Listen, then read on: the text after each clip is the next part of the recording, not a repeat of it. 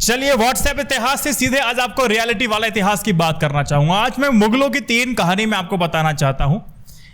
देखिए, मुगल शासकों पर जितनी भी किताबें लिखी गई हैं उनमें से अधिकतर में ना मुगल शासकों को एक तानाशाही के तौर पर बताया गया है, लिखा हुआ मिलता है। बात सही भी है, लेकिन अकबर जैसे कुछ एक ऐसे शासक है जिससे हमें सीखना चाहिए, जिनसे जुड़े कुछ अध्याय बेहद पॉजिटिव हैं। जी हां, अकबर के लिए कहा जाता है कि वो अन्य शासकों से अलग धर्मनिरपेक्ष था, सेक्युलर था, और सभी धर्मों को साथ लेकर चलने की बात हमेशा की जाती थी। इसके ही गवाह है अकबर के राज में आए कुछ सिक्के। ये सिक्का आप स्क्रीन पे देख रहे हैं। दरअसल ये सिक्के ऐसे थे जिन पर भगवान राम और राम दरबार की तस्वीरें थीं।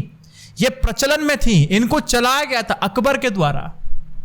अकबर के लिए कहा जाता है कि मुगल शासकों ने धर्म को राजनीति से अलग रखा। वाकई रखना भी चाहिए। उसके शासनकाल में सभी धर्म के लोगों को अपने धर्म का पालन करना, पूजा पाठ तथा धर्म स्थल बनाने की पूरी स्वतंत्रता थी। बना सकते हैं। अकबर ने नए हिंदू मंदिरों को बनवाने की अनुमति भी दी थी। इसके अलावा भी अकबर ने कई मंदिरों में विकास कार्य किए, दान दिए। अकबर की छवि अन्य मुगल सम्राट की तरह बिल्कुल नहीं रही है। इसी क्रम में अकबर ने भगवान राम लक्ष्मण की तस्वीरें वाले सिक्के छपवाए। देखो, फुल स्क्रीन देख लो आप, यही सिक्के।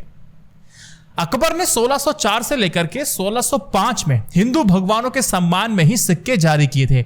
भले ही इस्लाम में मूर्ति पूजा वर्जित है, लेकिन अकबर ने धार्मिक सद्भाव के लिए ऐसा किया था। उन्होंने अपने नए धार्मिक विचार के हिस्से के रूप में ऐसा किया था, जिससे उन्होंने सभी धर्मों को एक साथ लेकर के आते हैं, एक साथ धर्म को देखते हैं। ना कोई भेदभाव था और ना किसी को करने देते थे।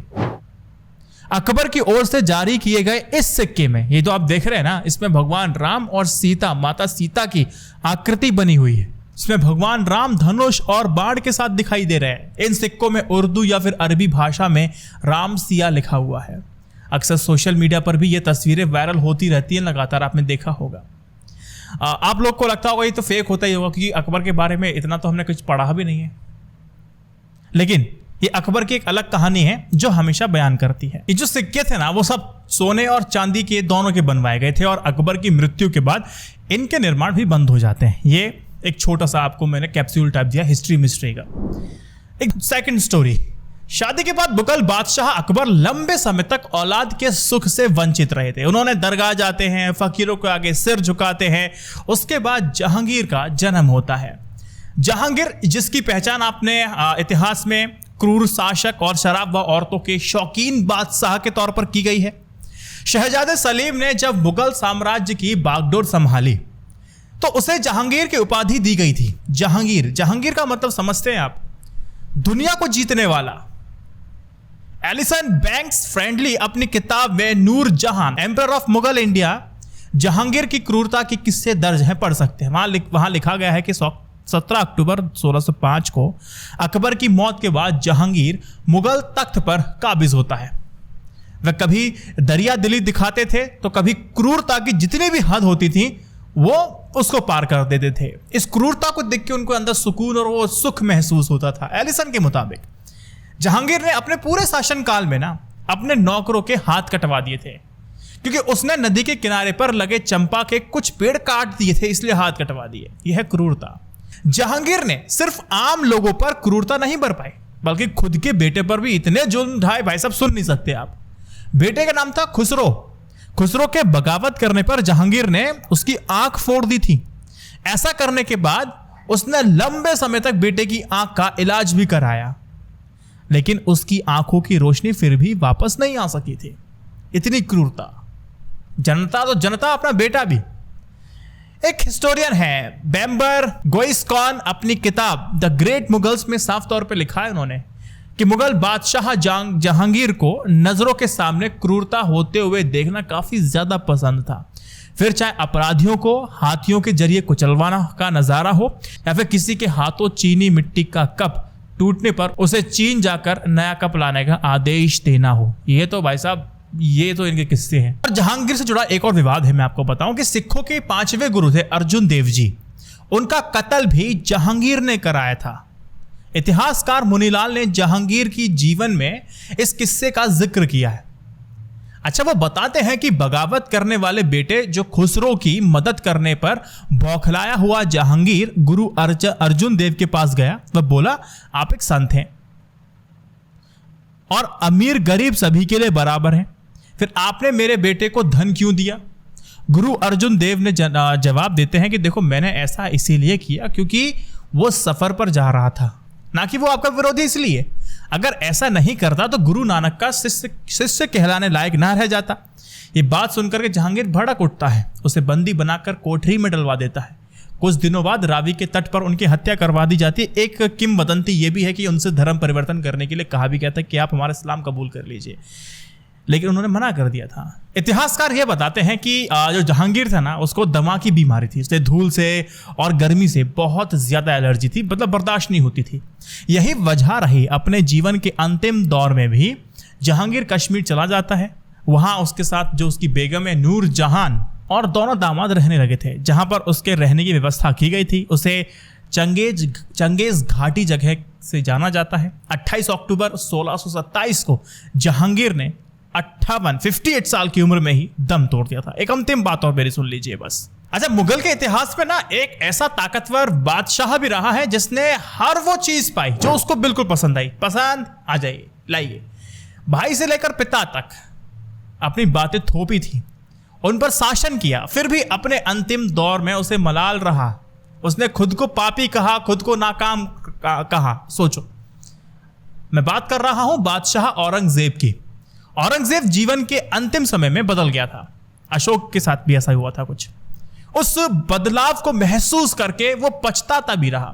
उसका शरीर जो था वो बूढ़ा हो गया, आंखें अंदर ढसती जा रही थी, हाथ और पैरों में कमजोरी थी, वो असर दिखने लगा था। दाढ़ी एकदम सफेद पड़ चुकी थी, शरीर की चमड़ी पर सैकड़ों सिलवटें थी। वह अंदर ही अंदर पछताता रहता था, अपने किए हुए कर्मों को याद करता था। पहले कहने की कुछ कोशिश करता, फिर अचानक लफ्जों पर, जुबान पर उसकी रोक लेना आदत सी बन गई थी।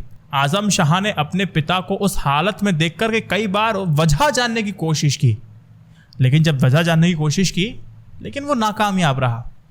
पिता की हालत को देखकर के शहजादे के जहन में एक ही सवाल आता रहा, बिजली की तरह वो सवाल कौंधता रहा कि क्या ये वही बादशाह है जिसने अपने दम पर इतनी सल्तनत खड़ी कर दी। 15 करोड़ लोग इनके भरोसे रहे, पर आज यह इंसान खुद अपनी ही अंगूठी और कपड़ों का बोझ नहीं उठा पा रहा।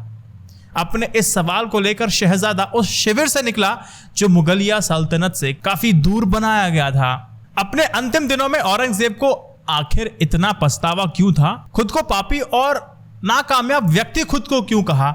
यह आपको एक बात से समझना पड़ेगा। देखो, गद्दी पाने की जद्दोजहद से ही पूरी कहानी शुरू होती है। मतलब बाप तक को नहीं छोड़ते थे, मारकाट चलती रहती थी। औरंगजेब को पछतावा था कि उसने अपने खून के रिश्ते को भी नहीं छोड़ा था। हर हाल में गद्दी पाने की जो उसके ऊपर सनक थी ना, जो ख्वाब था, जिस समय उस आंखों से वो सपना देख रहा था, उस समय उसके पिता बादशाह शाहजहां दारा शिकोह को सम्राट बनाने की तैयारी कर रहे थे। शाहजहां अपने संतानों में सबसे ज्यादा प्यार दारा शिकोह को करते थे। ट्रेनिंग दी जा रही थी। ये जो बात थी ना, औरंगजेब को बिल्कुल खटकती रही, पसंद नहीं आती थी। अंततः एक दिन उन्होंने दारा शिकोह को बादशाह घोषित भी कर दिया था। यही से ना औरंगजेब का दिमाग खराब हो जाता है।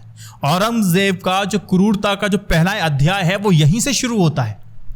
औरंगजेब ने सबसे पहले अपने दूसरे भाई के साथ मिलकर के दारा शिकोह को रास्ते से हटाया। चल हट। शिकोह पर मूर्ति पूजक होने और इस्लाम का अपमान करने का आरोप भी लगाया। तो मूर्ति का पूजा करता इस्लाम का बहुत बड़ा। इसी के आड़ में औरंगजेब ने विद्रोह किया, दारा शिकोह की हत्या और मुगल साम्राज्य पर काबिज हो गया। हिंदुस्तान का सर्वे सर्वा बनने के नशे में औरंगजेब ने अपने पिता को भी नहीं बख्शा। बोले यार, आदमी बुढ़ा हो गया, मुझे बनने नहीं दे रहा। ताउम्र बंदी बना के रखा। बहुत जुल्म ढाए। औरंगजेब जब मुगल इतिहास का एकमात्र ऐसा बादशाह रहा जिसे भारतीयों ने कभी पसंद नहीं किया। उसने क्रूरता की हदें जो थी पार करते हुए अपनी पिता भाई को भी नहीं छोड़ा था। सिर्फ अपनों के साथ धोखा ही नहीं, औरंगजेब ने हिंदू मंदिरों को भी नहीं छोड़ा था। मंदिरों में आतंक मचाया, लूट की, और औरंगजेब के जीवन में 5 दशक लड़ते हुए सब चीजों पर कब्जा करते हुए बीतता गया। औरंगजेब की और भी बातें हैं, अगर इकोनॉमिकल एस्पेक्ट देखोगे वो भी चीज आप देखेंगे तो वो वहां से भी कुछ चीजों को उठाया जा सकता है, लेकिन मैं यहां पे सिर्फ एक ही पॉइंट को लेकर चल रहा हूं। औरंगजेब कहता था कि अल्लाह के लिए वफादारी है भाई साहब मेरी, और किसी के लिए नहीं। औरंगजेब अपने रिश्तों के लिए भी कभी ईमानदार बिल्कुल नहीं रहा, वो सिर्फ अल्लाह के प्रति वफादार था। जीवन के अंतिम दिनों में अब उसे अपने बुरे कर्म सताने लगे थे। उसे लगने लगा था कि देखो अल्लाह के सामने मैं जाऊंगा तो मैं कैसे सामना करने जाऊंगा, मैं सामना नहीं कर पाऊंगा। उसने अपने छोटे बेटे काम बख्श को बुलाया और कहा कि मेरे मरने के बाद ना लोग मेरे बारे में क्या सोचेंगे, मुझे लगता है जो मैंने दूसरे लोगों के साथ किया ना अब वही मेरे अपने लोगों के साथ होगा। मैं एक बादशाह के तौर पर नाकामयाब साबित हुआ हूं। मैं अपने उस दौर में हूं जब अल्लाह से मिलने की घड़ी नजदीक आ गई है। मेरे जो गुनाह ऐसे हैं जिसे कभी भी माफ नहीं किए जा सकते। मुझे कब्र पर छांव भी नसीब नहीं होगी। ये शब्द थे औरंगजेब के। औरंगजेब ने मरने से पहले लिख दिया था, क्या लिखा था कि मेरी मौत पर कोई दिखावा बिल्कुल ना किया जाए, संगीत बिल्कुल ना बजाया जाए, कोई समारोह सेरेमनी बिल्कुल नहीं होनी चाहिए, मेरी कब्र पर कोई इमारत ना बनाई जाए, सिर्फ एक चबूतरा बना दिया जाए जिस पर किसी भी दरखत की छाव ना पड़े। मैं नहीं चाहता कि मुझे छाव नसीब हो। मौत के बाद मेरा चेहरा भी बिल्कुल नहीं ढका जाना चाहिए ताकि अल्लाह से सीधे रूबरू हो सकूं। ये औरंगजेब की बातें थी। तो इतिहास की ऐसी बातें अगर आपको सुनने का मन है या जानने का मन है, मुझे बता सकते हैं। भगत सिंह को महात्मा गांधी ने मरवाया, फांसी से बचा सकते थे, ये एक तथ्य है। महात्मा गांधी चाहते भी तब भी नहीं बचा पाते। भगत सिंह को तो पता है किसने मरवाया, कैपिटलिस्ट लोगों ने मरवाया, पूंजीपतियों लोगों ने मरवाया। नहीं पढ़ी किताब तो नहीं पता होगा। एक ये भी तो कहा जाता है नाथूराम गोडसे ने पहला प्रयास किया था और महात्मा गांधी को मार दिया था। क्यों मार दिया था? क्योंकि पाकिस्तान बंटवारा कर दिया, 55 करोड़ दे दिए, उसके लिए अनशन किया, इसलिए मार दिया। झूठ, इससे बड़ा कोई झूठ नहीं हो सकता। अगर आप चाहते हैं इस पर बात करना, मुझे कमेंट सेक्शन में भर भर के प्यार देना पड़ेगा, बताना पड़ेगा, क्योंकि इतिहास मिटाया जा रहा है।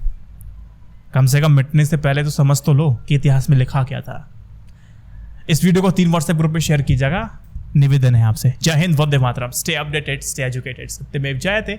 नमस्कार।